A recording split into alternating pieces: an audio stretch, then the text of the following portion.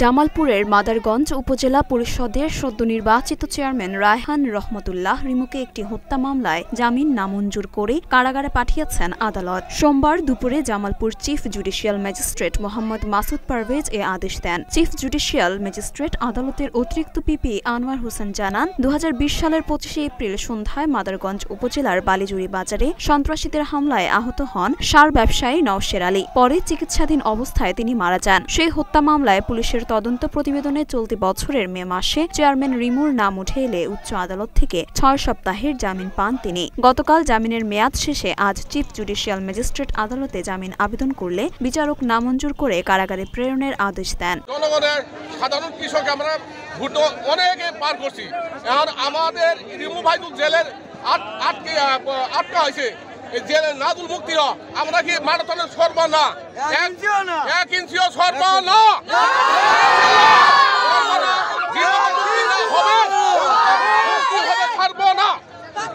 সবাই জানে যে সে একজন সুযোগ্য চেয়ারম্যান এবং কি তার মধ্যে কোনো দুর্নীতি নাই এবং কি সে একটা ভালো মানুষ, কিন্তু কিছু লোক তার বিপক্ষে নানান রকমের আজেবাজে হাজার হাজার মামলা দিয়ে তাকে আজকে এই কারাগারে রাখা হয়েছে। এদিকে উপজেলা পরিষদের চেয়ারম্যানকে কারাগারে পাঠানোর আদেশ শুনে মাদারগঞ্জের বালিজুরি বাজারে বিক্ষোভ মিছিল করেছে তার সমর্থকরা।